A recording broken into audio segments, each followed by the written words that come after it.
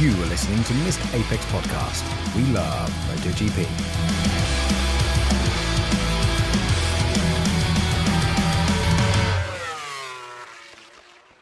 Hello and welcome to Mr. Apex MotoGP Podcast. This is a show put together by MotoGP fans pretending to be experts. We aim to have a race review show ready for a midweek commute. We may just be punters, but we love to talk. Bumps, crashes, loose screws and controversy. Cota once again served us up some dramatic races, but with an oddly familiar Aprilia-flavoured theme. Jorge Martin returned to winning ways, but his teammate Marco Bezzecchi continued his Sunday dominance. I am your host, Kyle Power, and I'm joined by some fellow MotoGP enthusiasts. It's booting Jules out the way to get on for the first time this year. It's our tyre-obsessed trumpeter, Matt Trumpets. How's it going, Matt? All's fair, but especially in MotoGP, I just, on a personal note, want to say it was so nice of those Aprilia boys to take turns this weekend. You just don't see that very often in this sport, and I was very proud of them. No, you don't. Sharing's caring. It's all good. And we're delighted to be joined by our very own trackside reporter and smooth-talking Texan, Adam Rosales. How's it going, Adam? Hey, doing good. Feels good to be home. I've been all over the place for the last 6 weeks. And yeah, home track, home race. Got a little bit of suntan, but all good. Yeah, absolutely. So Adam, you've been at the last two races, haven't you? So you're in Brazil and then Cota, and you're also in Melbourne for the Formula One. Adam is a crazy super fan. He just goes all over the place. I think it's easier to count the races he doesn't go to than the races he actually go to. So pretty much. Really, really impressive. We'll plug your Grand Prix travel a bit later towards the end of the show. So coming into this weekend then, Marco Bezzecchi has an 11-point championship lead over his teammate Jorge Martin with Pedro Acosta in third place. Then we have a pair of Ducatis in Gin Antonio and Marquez with Ayagura in the top six. And coming into this weekend, we're back to normal tyre casings again, which I think Ducati was going to be relieved about. Someone who wasn't relieved was Maverick Vinales, who had to pull out of the weekend because the screw has come loose in his shoulder, which was holding his tendon down.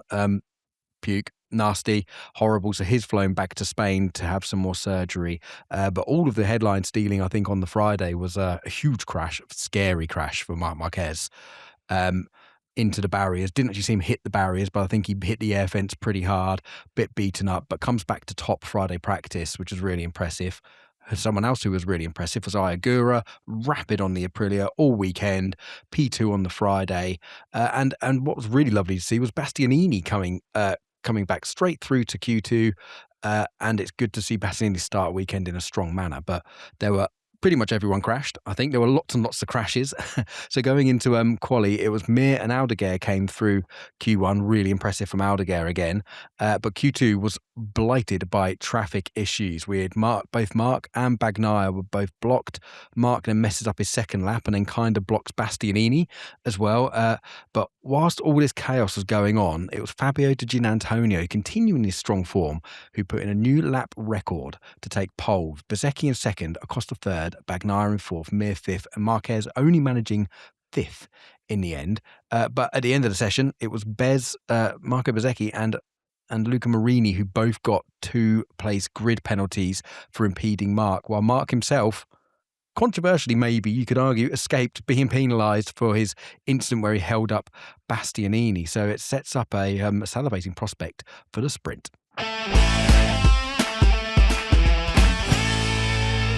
Okay, so on to the sprint review. And guys, I want to jump straight into it. Adam, from trackside, that Digi and Mark battle, obviously Mark, I think was a brash move. What did it look like from where you were sat? The Mark and Digi collision, obviously, we go straight to that. So the crowd was pretty into it. So there was a lot of incidents that happened throughout the back section of the track, which unfortunately wasn't fully, there's no grandstand back there by turn 11. It's a lot of general admission areas. And so some of those sections were kind of just watching from the TV screens. And then when they come down to turn 12, that's where there was a little bit of carnage, but it was a good fun. The crowd was having a good time. Could you see turn 12 from where you sat? Because you were at 15, which is like the really slow left before the fast quadruple right-hander. So could you see turn 12 from where you were sat? Yeah, you can see turn 12. You kind of can't, you miss a little bit of the braking zone, but you could see them right through the apex. If they run wide, the marshal barriers are kind of blocking part of it. So I didn't see them go down, or whenever, Mark went down, but you could see him just kind of slide off into the distance behind a barrier. But if you're in the upper rows, you could definitely see it. So it was, yeah. So your thoughts on the crash and then Trumpets? Yeah, actually, let's get you in on this. Silly, brash move. Well, certainly watching it with no other context, you're like, oh, yeah, that's just over eager to be back in front, and maybe for good reason, because certainly tire pressures and things like that wound up being important on the day. But reading after the fact, he was quoted about that as saying, well, really, I actually locked the rears, then I locked the fronts. So I tried to roll up the inside, but there's a camber there that kicked me out, and just, I couldn't, it was just, it was my fault. I accept responsibility, but it wasn't just me trying to be brash there. So the thing to take into account was that there was so much different weather this weekend, and throughout every session, everybody was running wide into turn 12. So I don't think anybody ever really had their braking down besides the Aprilias. Everybody was just kind of all over the place during the practice sessions, constantly people running wide. And I can't imagine how the arrow of lead follow other bikes wasn't affecting you. And so likely just got dragged into somebody's arrow wake, and it just sucked them into like a weird braking zone. That section also gets really bumpy right on the racing line from all the cars. There's a ton of track days that happen at Cota. And so there's just a lot of braking bumps. And so all the things together can definitely invite just some kind of error like that. Then if there's a little bit of red mist in there, it's a recipe for disaster. Absolutely. I was just about to say that. I think that's a great description there by Adam, because Mark himself said, I don't think he was aiming for an overtake. He got sucked in, struggling to stop it. And when you hear, did you see the video of him and Digi having their not so warm words afterwards? Mark was trying to explain it, saying, I was either going to crash into the back of you because there was no space on the right, or I was going to go to the left. Adam. All I heard was his ambition outweighed his talent. Yes, I was waiting for that line to come out. It's absolutely perfect. That's what it reminded me of. But yeah, it was all, it seemed pretty tame. Yeah, it was fine. I just like Digi's thing was like, well, watch yourself tomorrow. And then people thought that was quite like morbid or sinister. I don't think it's not in his language. He was basically saying, calm down. Like, don't do anything silly. In the press afterwards, it seemed like reporters were kind of fishing for comments. And I feel like Digi took a very responsible approach. He was just, I want to focus on myself. I'm not going to waste any energy on that anymore. I'm moving forward. And I feel like that was a mature way to do it. Yeah. And you just, you have to appreciate Mark being willing to say, yeah, you know what? I will absolutely own this. I didn't intend for it to happen, but it did. And it's my responsibility. So the stewards will give me a penalty. I deserve that penalty because it was my fault. I wish other people sometimes could have such good examples for us. Oh, absolutely. It's one of my pet hates. Whenever I've done any of my racing or in the team, just one of my big brief for my drivers, or whenever I've been running teams, and just like, you own your mistakes. Like, don't try and say it was someone else. If he goes, you punt someone off, stick your hands up and own it. It's the least you could do. So with the Digi thing, I think, yeah, he did own it. He didn't own it. I mean, he carried it really, really well. Didn't want a thing. I know him and Mark don't really get on. And you could tell there was a bit of needle there, but Digi was super mature about it, super good. And again, I think playing into all this, not the overreaction, still probably plays into how Mark reacted to the Bezzecchi thing last year, which is still affecting him. And it was just like, put it behind you, just get on with it. This happens. It's MotoGP. But I definitely do think, I think Mark was being limiting with the truth maybe when he was saying with Digi. I definitely think there was some red mist involved because Digi put a really good hard move on him, and Mark, I think Gavin Emmett on the TNT commentary said it brilliantly. He was like, don't worry, Mark will keep the receipt. And and in the very next corner, just sort of... exactly. Mark's not going to forget about something that just happened while he's got his helmet on. He's definitely going to dig in and find a way to kind of just poke back a little bit. Absolutely, yeah. So I think there was kind of half and half. I do think as soon as he got on the brakes, you could see he was carrying too much speed, and there was no way, even from the outboard shot, you could see it happening. There was no way he was getting that stopped. So I don't know. Moving on from that, then we can dwell on it all day. But Mark gets I think, a deserved long lap penalty. Saw some people online calling for a double long lap. Yes, lap one. I think maybe a single long lap was pretty fair enough. There was nobody injured. It wasn't crazy dangerous. It was a silly and I think a brash mistake from Mark, really, because he knows he's on the back foot. He knows he's on the back foot anyway with pace this weekend and struggling. So a bit silly, Adam. Yeah, and so some stuff I noticed just from being at Brazil at Goiânia and also in Cota, Mark doesn't look like himself. The way he's riding, he's just very stiff. He's not hanging off the bike like he normally does. He doesn't look 100%. You can tell just by watching him ride through, a few corners. It just something is up, and I don't think it's necessarily the bike. It seems like it's almost like he's on his way out. I don't know. It was weird. I had I never think, seen him ride like that. yeah, I think he's much more injured than he's been letting on this season. I think he's been putting a very brave face on it, Trumpets. Yeah, I would agree. That shoulder injury is not one to heal quickly or easily. And when it's not healed, you can't train. And when you can't train, as I'm coming to understand more and more as I try and learn about the technical side of the sport a little bit, there's a tremendous amount of force required to have these rapid changes of direction, all of which requires using your shoulder, your arms out wide. If that's not healed, you are going to struggle. I'm kind of impressed to see the level at which he's able to perform. But you know what doesn't help? Hitting the air fence at 190 kilometers an hour. Yeah.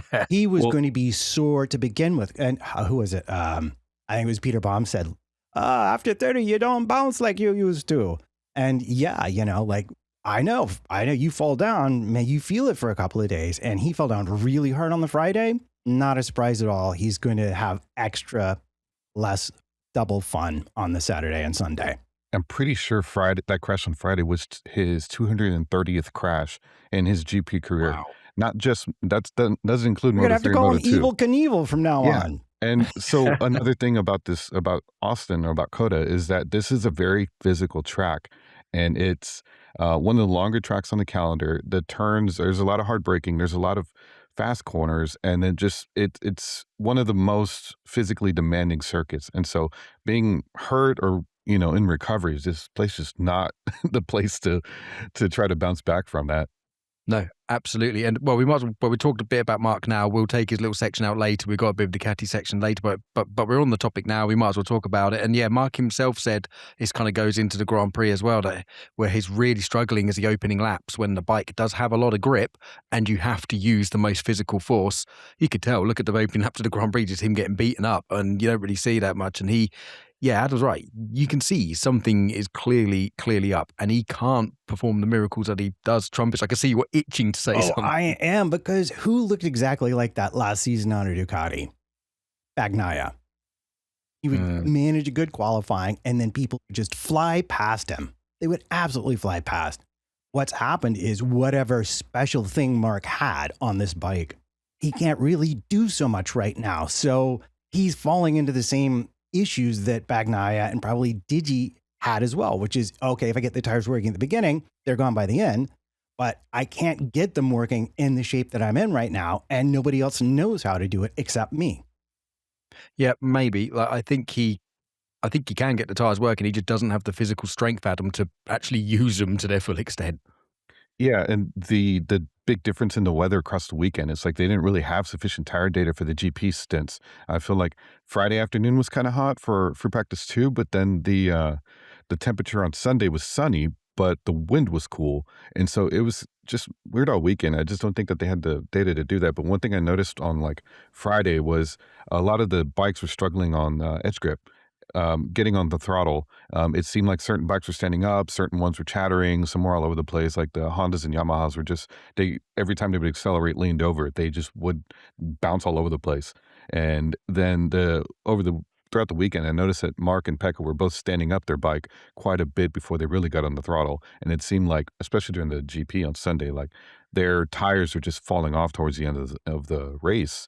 And it seems like maybe they get too much rear grip and it's pushing the front, especially in some of the slower corners like 13, 14, 15, where there's just basically at full lean while shifting and braking, accelerating.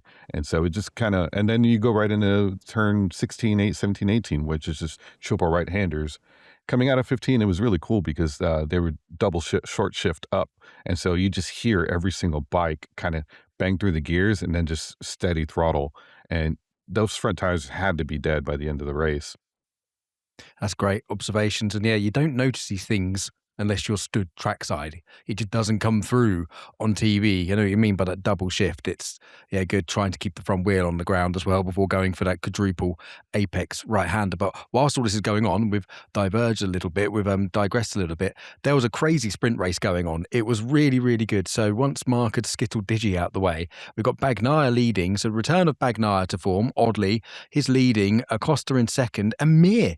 Like Johan Mir on the Honda, like come through Q1 like really quick. Johan Mir is in third, but as we know, like going on to the final lap, Mir just tucks the front into turn one, absolutely gutted because he was fighting really, really, really, really hard. But of course, before we get to that final lap, Trumpets, there was Bezecchi was coming through looking hot. Martin was looking really good, but there's one thing I can't believe we haven't mentioned, and we'll go to you in a minute, Matt. Martin was the only rider on the medium rear tyre. Only rider. I absolutely love this because that was a him thing. Aprilia, we're going to put him on the soft tire, and he talked them out of it. According to his own accounting of this, he talked them out of it. Said, "Look, put me on the medium tire, and if it's catastrophe, I'll do what you tell me tomorrow at the Grand Prix where the big points are." They put him on the medium tire, and he said, he got about halfway through the race and he's like, I could just feel the tire was cooking. Everybody else was falling away. It was the best thing. He was so happy with that choice. And but he's chasing Bezecchi, his teammate. And, is he 100% race fit? I don't think so. So it was a very interesting setup. And it actually ties into the Mir thing once we get to the end of the race, why he wound up crashing. All right, yeah, indeed. So the big thing here is Bezecchi again. Silly mistake, and you can see it from Jorge Martin's onboard. He just passed Martin. He just put the move on him. He's just starting to pull away, and you could see he pops the rear wheel in the air, lands it a bit sideways, and then panics, grabs a bit too much front brake, and down Bezecchi goes with 3 laps to go. It would have been fascinating to see where he done, whether Jorge Martin would have got in, because this is just when Jorge Martin comes strong. But I think Pecco had like a 1.7 lead or something by this point, and it was looking like done. So going on to the final lap, and all of a sudden the lead's down to like 0.8 going on to the final lap, and then Trumpets going up into turn one is where Mir throws it down the road. Yeah, well, what had happened was he had noticed Bezecchi was gone.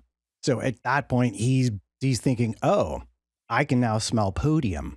So he was just like, I was not going to leave the track without having given it absolutely everything I could. And everything he could was slightly too much for the bike to handle. So proper win or bin attitude exactly. there. Exactly. That is 100% what happened. The crazy stat coming from thing. Mir, I think it's from TNT. I can't remember the actual numbers, but Mir has crashed in something like over 55% of all of his races on the Honda. It's absolutely insane the amount this guy crashes, but you can never blame him for not trying. You can never accuse him of not trying. He maybe tries a little bit too hard. So go on to the last lap, and Bagnaia looking mega, but lost the rear tyre completely. And then Jorge Martin, like, Adam, did you see the move from where you were sat? Jorge Martin puts a brutal move on him, but ultimately fair down into turn 12.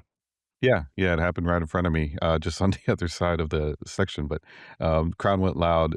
You could see, I thought they ran wide because it seemed like Martin was going so late on the brakes where it looked like he was just going to go straight into the runoff. But then when he came back, once I could see past the barrier, I realized, holy, he got the move done. Last lap, turn 12, it was like, what happened? It came out of nowhere, just that gap closed. And yeah, I was hoping for Pecco, but it's such a good comeback story for Aprilia.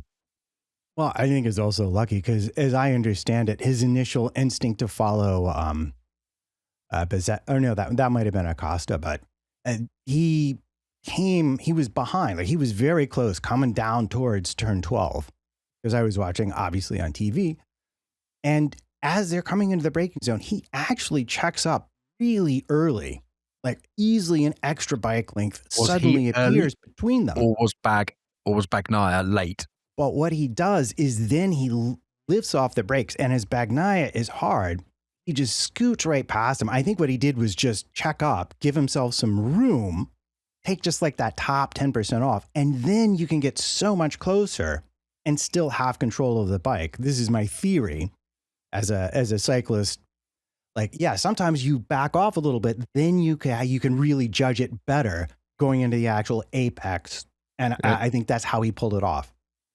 it's also the carbon brakes. They act differently, and so maybe he took a little bit of a bite so that they get hot, so that he can really kind of release a little bit and then Fair. dive in a little bit further, and kind of make sure that Pecco didn't think he was there, so he didn't think that he was going for a block pass right away. So maybe something like that. I feel like that really makes sense now that I think about it. But does you see it in actually in car racing all the time when you get like the footwell things, particularly like V8 Aussie supercars and stuff like that. You see the drivers have a quick pump of the brakes, and then who can forget the Michele Pirro crash going in In Mugello? Mugello when he got Yeah. the pad knock and he didn't. So that's not uncommon for riders to do that. I just think Bagnai's a demon on the brakes, was really late, and Martin, when he got on the brakes, thinking, "Oh dear, oh no," and just let the brakes off, saying, "I have to. This is my chance. This is my only chance, and I just have to do it." So very, very rude move. He kept the bike. He didn't. He turned in late to give himself as much stopping power as Trumpets just said. And of course, Pekka Bagnai, he took it well. He took it on the chin. He called him he called him a fluffy bully, as was picked up on the broadcast afterwards. That was hilarious. I was standing there at the theater. Oh, did it come over the announcer and over the Yeah, tannoy? it was the first thing he said when he walked out. It was Yeah. hilarious. Brilliant. That's the thing. So he took on a chin, but I think Bagnaia was happy. So Jorge Martin spectacularly and fantastically returns to winning ways. Bagnaia comes home second. He would have been pretty happy. And Acosta, a brilliant third. But no, he gets the dreaded tyre pressure penalty. He has to drop 8 seconds, which demotes him down to 8th, which means he still scores points. But he was in third. But all of that, this is after the race, promotes Bastianini to a sprint podium. Like, who could have predicted that at the start of the year? MotoGP is becoming topsy-turvy and crazy, but really unlucky for Acosta because obviously he was right up there in the championship. Yeah, so that was really unlucky. And of course, after the race, it was announced that Marquez gets a long lap penalty for the Grand Prix on the Sunday. So that concludes a rather dramatic and tasty sprint. Let's move on to review the Grand Prix.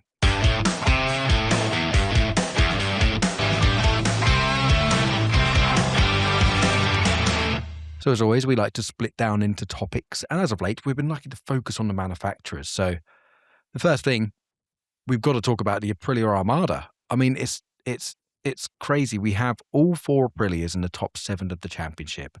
5 on the bounce for Bez now. Trumpets, like the form that Bez has got on Sunday at the moment is crazy. Yeah, there's an interview actually with Tardazzi where he reckons that they have put 7 or 8 tenths over last season, whereas Ducati has only gained 1 or 2.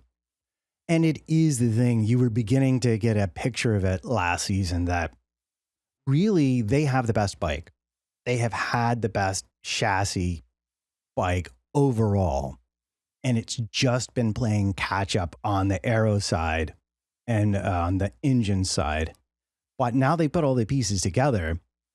Yeah, and I don't want to say Ducati went down an entirely wrong path, but when you're that dominant, because in 24 they had everything, but that you leave yourself not a lot of room to find new stuff. And I think their path might be kind of exhausted, if you know what I mean. Maybe, but one thing they don't have, Adam, is a lot of testing.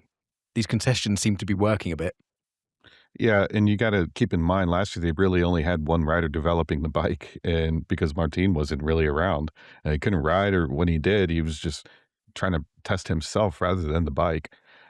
So that's one other thing to keep in mind is that how far they've gotten ahead with having 50% development, whatever that math adds up to from last year, but. Last year, it looked like they were one of the fastest bikes, if not the fastest. But their corner exit was just dialed in last year, and that's where they were able to just get that top speed. This year, they just look all around smooth, fast, and they look stable. And I think that's where the aero comes in. Like Matt, you touched on with the aero. They just look very smooth through the mid high speed corners. They look great on the brakes. They look good on corner exit. They're not running away from corner exit like the way they looked last year. But it just seems like the most balanced, smooth bike that I could see on track. Yeah, absolutely. And they've addressed their I mean, they've never been slow on the top end, but I think they ran more aero than everyone else. But man, that bike's quick. They were even out like dragging like the KTM, and they made the Ducati almost look slow on the straight line. They were really, really, really quick. What were they looking like coming out of the very slow stuff? Then did they visibly look like the best bike out of turn 15? Yeah, easily. It's whenever they're running the harder compound tires, you can tell as they would accelerate out of the corner while leaning, they just like stable, smooth, not a lot of wheel spin, and then they would just bang through the gears and then you know go into the right handers. But yeah, they just look smooth all weekend while the other bikes are kind of bucking all over the place whenever they would get on the throttle and edge grip. Even compared to Ducati, Aprilia just looks smooth, just butter, just coming into the corner, out of the corner, just everything. Just looks like the Ducati we got used to back in like 2019 when it was quote unquote easy to ride and Dovi was getting those wins. It just seems like Aprilia is kind of at that level right now. Question for you, more experienced gentlemen. One, given the lack of testing time, do you think it maybe turned out to be an advantage? Aprilia only had a rider to satisfy last season. More focused. Maybe, but it seems to suit everyone, doesn't it? Yeah, I mean, it worked out. So obviously his writing style is neutral enough that a lot of people might be able to access it, or maybe they had enough Martin data to sort of consider that. Second question, do you think Ducati might have just sort of been looking a bit farther ahead than the season? And that might have something to do with it as well. Maybe we can talk about that when we talk about Ducati. Okay, fair enough. Yeah. Oh, thanks. Yeah, the Aprilia, I don't know. I think the concessions have helped them massively, and they've used that to their advantage, Adam, like hugely. But it's a good point Trumpets brings up, the one rider focus. And one of the other things I just wanted to mention was Trackhouse. Trackhouse looked really good too. They look just as smooth as the factory guys. It looks like, I mean, Iagura killed it this weekend.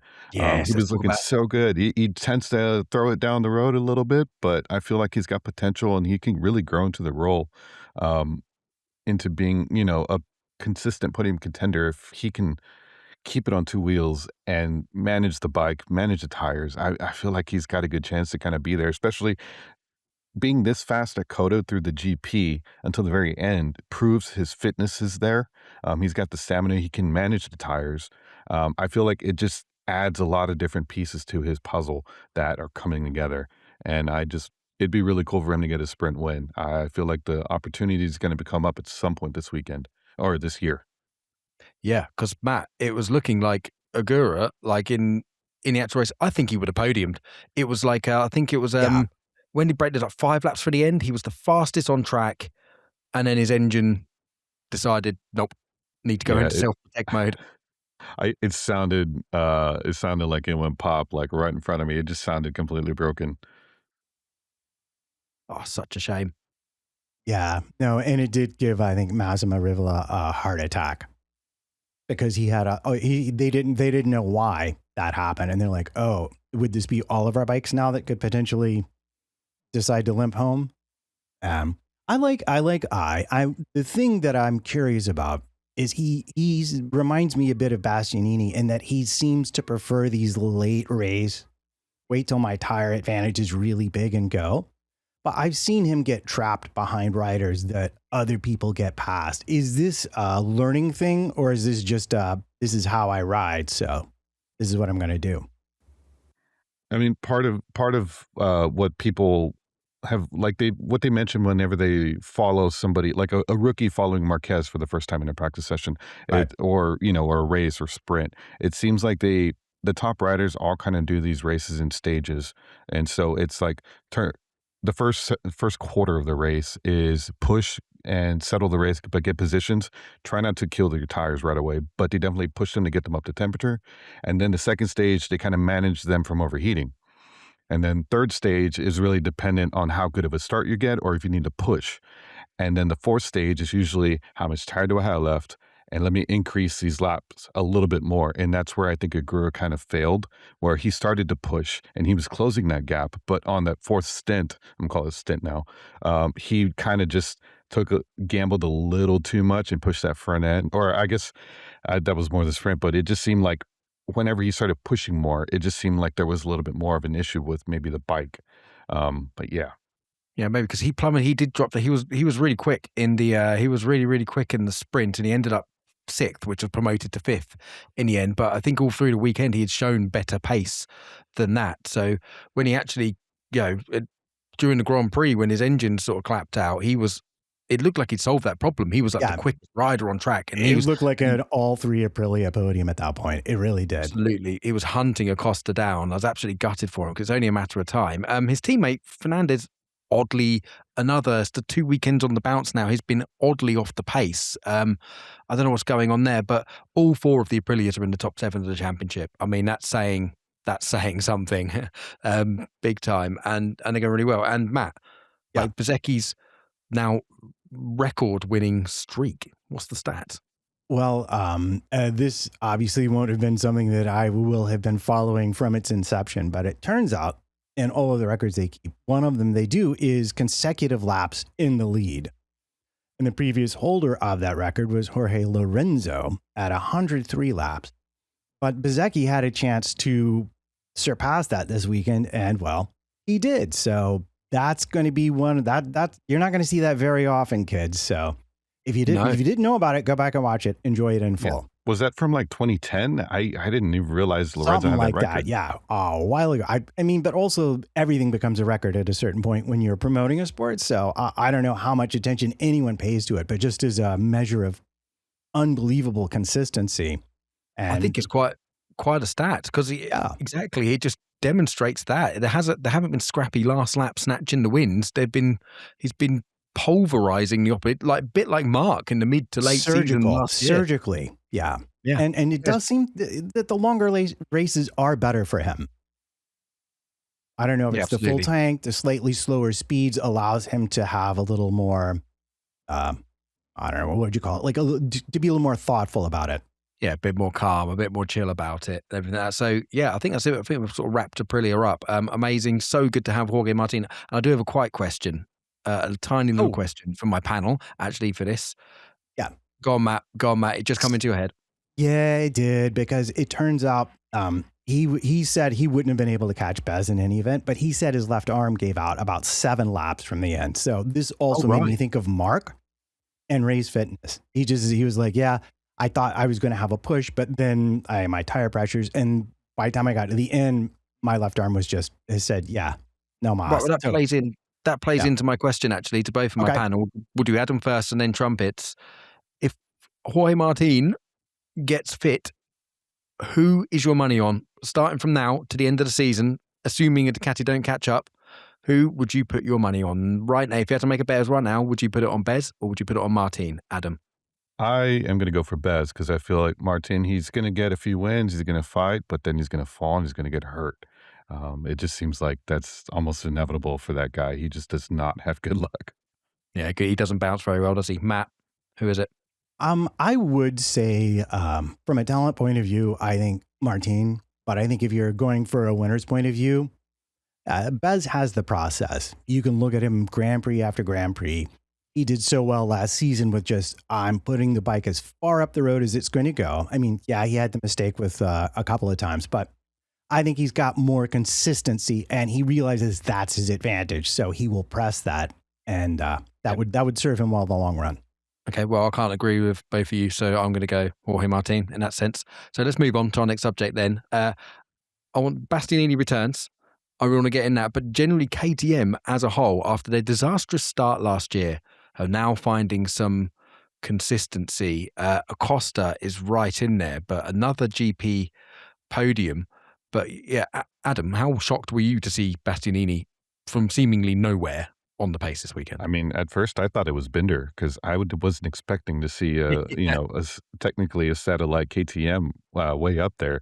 I was very surprised. It's good to see him back on form. It seemed like for a while he was getting hurt or get taken out and things like that. And I feel like things are kind of starting to align for him, and the team seems to kind of have their situation together. And I think that he deserves a spot to be at the factory team, kind of with this pace. If he can manage to finish the season, keep this momentum up, hopefully, I feel like it could be his, foot in the door towards the factory team. Yeah, well, that's interesting because Matt, they've apparently Maverick Vinales was signed for the factory team, wasn't it? And apparently they've put that on ice for now. They've put that on Wow. hold because we don't know what's going on with his shoulder. Yeah. And, just again, to keep on bringing it up, I think that is one of the reasons Marquez is given to about his contract. It's just when you're not certain of your health, it's not fair to any of the parties to sign long-term deals. So I don't see that as being a bad thing. I'm beginning to wonder a little bit if their form last season was partially a leading indicator of the business distress that the corporate team went through. And so what we're seeing now is essentially, they have stabilized it, and we're therefore able to concentrate a little bit on the stuff that matters most, because the bike looks so much better. It does. So They've found a direction, haven't they? Yeah. So it looks to go in. And oddly, they changed a little bit direction this weekend, because I think Acosta said Bastianini, he saw what Bastianini's settings and spec he was running and thinks, I'm just going to go with that spec because it looks better. So they did this last year, wasn't it? It was Maverick who showed them the way initially. And Right. they got completely lost start of last year, followed Maverick's direction. Now Maverick's out of it. They're actually following Bastianini's direction. Kind of indicates that maybe Acosta's a bit inconsistent with his feedback, maybe, and doesn't know, because he seems to be following the directions of the Tectoire guys quite a lot. But whatever he's doing, it seems to really, really work, because Bastianini, like mega quick, like really, really quick in the GP, but he was in the sprint, he was like sixth on the last lap, come up to third in the end after the penalty. But in the actual Grand Prix itself, his airbag, did you notice? I read a comment from him that he actually had a little clash with Zarco. He had a massive moment, had a clash with Zarco, and actually set his airbag off in his levers. So he was riding around for a few laps with his airbags deployed as well, all sorts of distractions, and still come back to have a really, really strong showing. And he was still sixth in the main Grand Prix in the end, really, really quick. And it was only 4 seconds off Acosta. So really, really, really, really good stuff there. And so Adam, we mentioned Binder earlier. I'd like to talk about Binder a bit, because with KTM going so well, what on earth is going on with Binder? It seems like he's having issues with the front. Just the way you could tell, but the way Bastianini and Paco were kind of riding, it was a little bit more stable through corner entry. And I've seen Binder lose the front, both in Brazil, which turn one was a high-speed corner, but he lost it early. It wasn't mid-corner whenever they released brakes and switched the throttle. It was when he was on the brakes. And same thing at turn 15 over here in Cota. He was on the front brakes and at full lean, and then just lost the front. It seems like both the way his pace dips and just the way that he's been riding, it seems like they're having some front end issues. Maybe it's just he's not liking the balance compared to what Paco and Bastianini are doing, and maybe needs a little bit more of a, stickier front end or pointy front end rather than trying to use the rear and slide it a little bit. That's a good observation. And yes, that very last comment you made, I think you've just touched on exactly what it could be. So when Michelin bought in this new rear, which was a couple of seasons ago, I think, when they didn't bring the new front in, all the bikes started pushing the front. That's what screwed up the GP23, wasn't it? Or the 24? I think it was 24, all the chatter it was getting.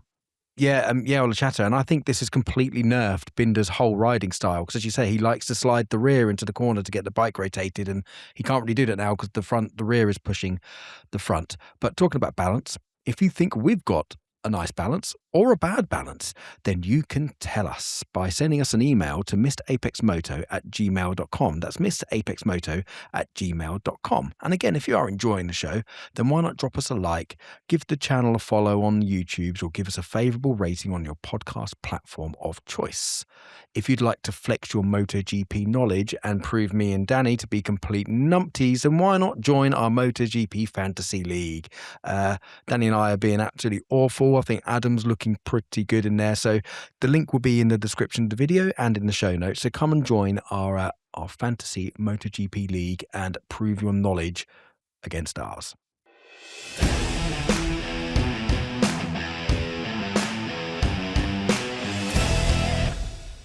So we're rapidly running out of time because we've waffled on far too long as normal, but I want to talk about Ducati briefly. We're not going to talk about Mark. We got all the Mark stuff out of the way. I think he's struggling.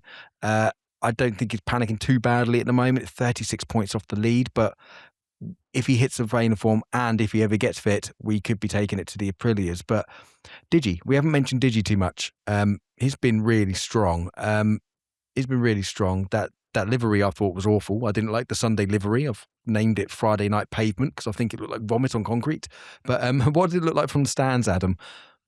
I mean, I thought it looked great. So one of my pet peeves is I go to a lot of races, and for some reason, MotoGP, when they have a special livery, they only run it in the race.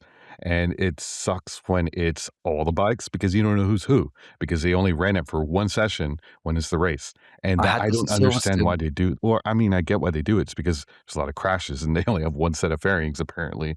But if you're going to do a livery, do it the whole weekend because it doesn't make any sense why they Yeah. only run it for one session. Sorry, that's a little bit of a rant, but I absolutely hate that. No, I was victim of this, not last year at Silverstone, the year before, and they did it because was it the 60th anniversary, and they all Yeah, ran the it liveries, was but only some for anniversary. Sunday. So I turned up, and I had from trackside, and you couldn't see the numbers. And I was like, I have no idea who's who, and I was looking for the helmets, and it was every single bike in the field, and I was like, Yeah. well, I have no idea who's who, and it was really, really And frustrating. so, yeah, and then it's even more different when they run a special livery and then a different helmet. It's like you see the traditional helmet, but then with the combo of both, it's just like, dude, come on. Like it's hard enough to see the screen, let alone if somebody's at a distance. Yeah. Yeah, But that's one thing that's annoying. But okay, back to some positivity. I did like the livery. I thought it looked great in photos. The whole reveal thing in New York was cool. Yeah, I thought there was a lot there. I don't know why they didn't do the reveal here in Austin. I mean, there's a lot of scenic places, but yeah, it was yeah, good my one. New York's more cool, I take it. But Digi seems to be putting the livery to good use. He was again looked like arguably the strongest Ducati package. Mark's late race pace was really, really good, but Digi has been 2 weekends really consistent now. Unlike his teammate Morbidelli, who's just vanished off the face of the earth for some reason, really struggling for pace for whatever reason. And I want to talk a little bit about the Bagnaia mystery because again, he was doing really well. He was really well. He was in fifth. He said he'd been struggling the whole Sunday, but fifth with 3 laps to go, but then plummeted to 10th after the tyre issues. That wasn't looking too good, Matt. And it looks like the Bagnaia evolved, but his strength used to be looking after tyres. Well, yeah, and that tells you everything you need to know about what's gone wrong at Ducati because he had an issue in the sprint race as well. He lost his lead to Jorge because he started to pick up a vibration at the rear. Digi's rear tire went off. I mean, there's a very common thread here.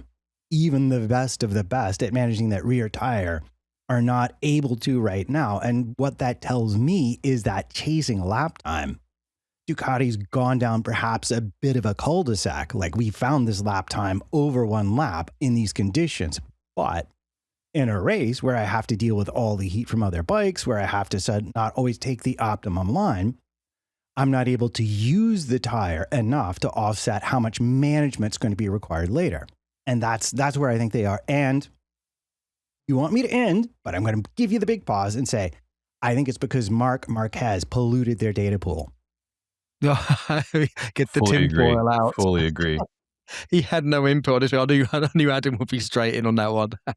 Oh, well, that's all go ahead. tinfoil had for me, but I feel like Mark can't develop a bike. He's always inherited a really good bike.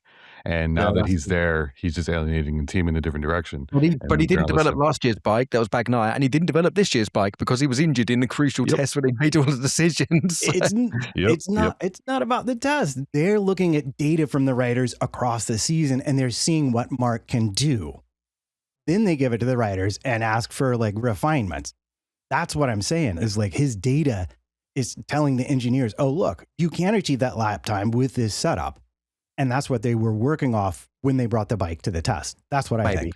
But I reckon they're still going to strong and Gigi Delania will manage to find a way forward. That's in contrary to what maybe Yamaha are going on. Fabio Quartararo was a bit dejected saying Yamaha don't actually have a clue or how to fix any of the issues, but we're quickly going to do honourable mentions because we're running out of time. I want to give some Top Rack love. Top Rack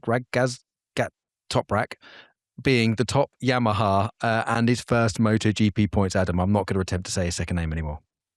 Toprak Razgatlioglu. Did I say that right? Like a pro. But he looked so quick during the race yesterday. He was on Fabio, his rear tire, and just looked smooth the whole time. I was really surprised. especially compared to Rins. Rins was just falling back and back and back, and I could see Toprak was just doing consistent with basically mirroring Fabio. Looked like a Ghost Rider from a video game, up until he was able to get the overtake. And props to him.